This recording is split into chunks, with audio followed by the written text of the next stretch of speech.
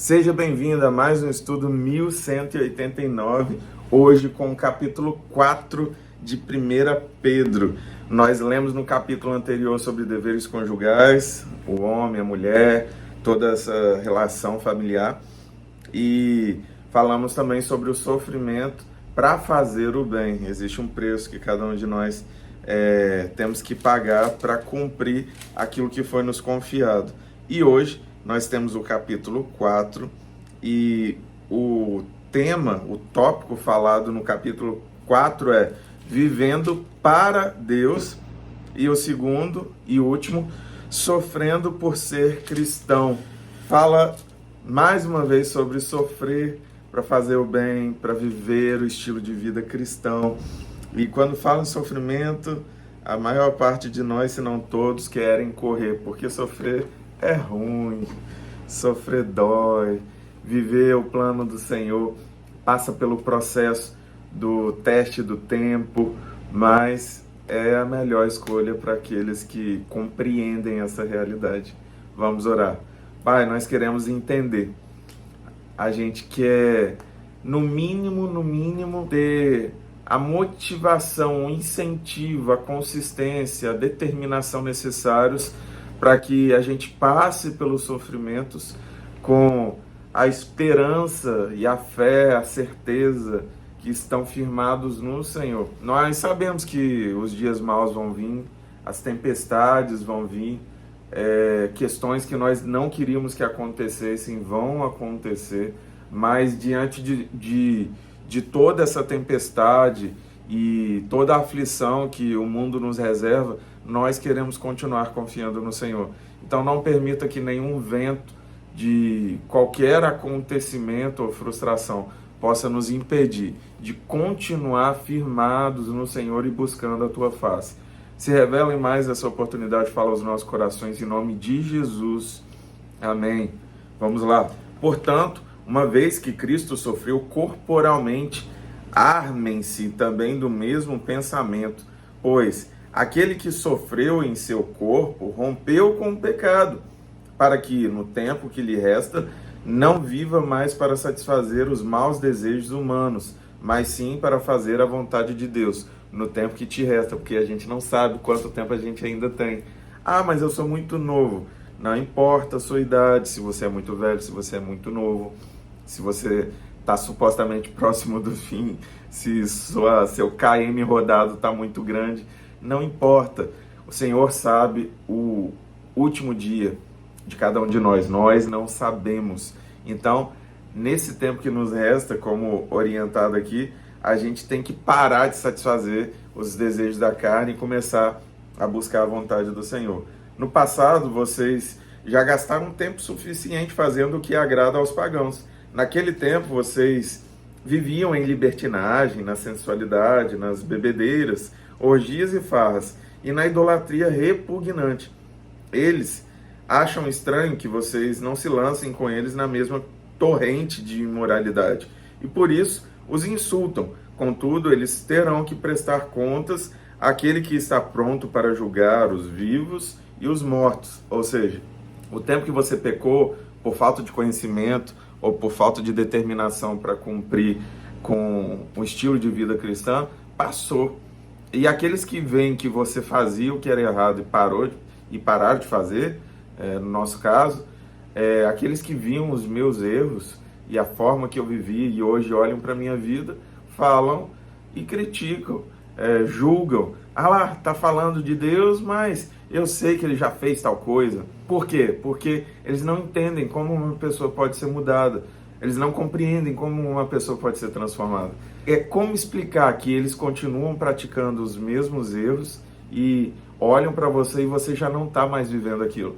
A única forma que tem de validar os próprios erros e a forma de vida que escolheram é criticando a você, que escolheu fazer diferente e se aproximar do Senhor para ser mudado.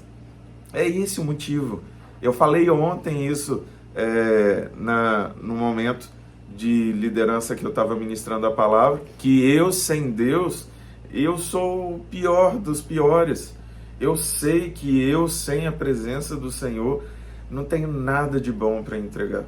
Então, o que me torna um pouco melhor é a presença dele em mim. Por isso mesmo, o evangelho foi pregado também a mortos, para que eles mesmos, julgados no corpo segundo os homens, vivam pelo Espírito segundo Deus. O fim de todas as coisas está próximo. Portanto, sejam criteriosos e estejam alertas. Dediquem-se à oração. Sobretudo, amem-se sinceramente uns aos outros, porque o amor perdoa muitíssimos pecados. Sejam mutuamente hospitaleiros, sem reclamação. Cada um exerça o dom que recebeu para servir aos outros, administrando fielmente a graça de Deus em suas múltiplas formas. Se alguém fala, faça-o como quem transmite a palavra de Deus. Se alguém serve, façam-o com a força que Deus provê, de forma que em todas as coisas Deus seja glorificado mediante Jesus Cristo, a quem sejam a glória e o poder para todos sempre. Amém. E dessa forma nós vamos viver uma vida que se aproxima do alvo de vida que o Senhor tem para cada um de nós. Não desista. Se você reprovou em mais um ano aí na sua vida, no seu processo de libertação, no seu processo de cura, no seu processo de aperfeiçoamento, continua. Nós temos a vida justamente para enfrentar todo esse processo e sermos excelentes e perfeitos como o Senhor é.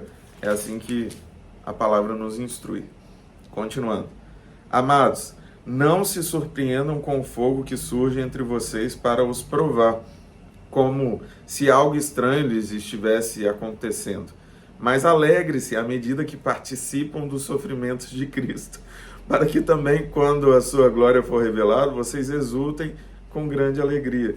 Como que a gente vai festejar o sofrimento? Só estando em Deus, só estando em Cristo, que a gente vai comemorar as perseguições, a gente vai se alegrar quando nos injuriarem, a gente vai ficar extremamente extasiado quando o inferno se levantar contra as nossas vidas e tentar nos fazer parar, porque estamos no caminho, e é nesse caminho que somos aperfeiçoados e que o propósito do Senhor se cumpre em nossas vidas, mas vai ter sofrimento.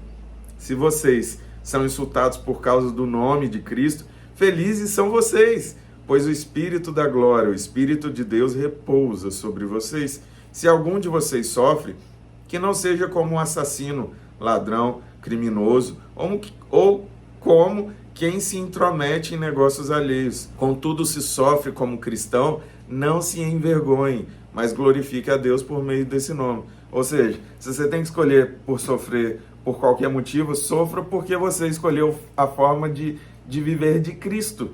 Não porque de todas essas outras coisas, não porque você se tornou um ladrão, um mentiroso, um prostituto, uma pessoa que adultera, não por conta dessas coisas. Sofra pelo Senhor. Pois chegou a hora de começar o julgamento pela casa de Deus. E se começa primeiro conosco, qual será o fim daqueles que não obedecem ao Evangelho de Deus? Se ao justo é difícil ser salvo, que será do ímpio e pecador?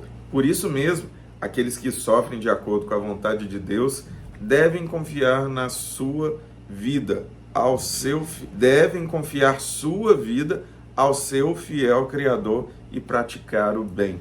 Se é difícil para quem já entendeu o que deve ser feito, imagina para quem não entendeu. A gente só tem noção da dificuldade de um desafio quando a gente se coloca em prática para viver esse desafio. Normalmente, eu sou empresário e normalmente a gente olha para outros negócios como se fossem muito melhores que os nossos.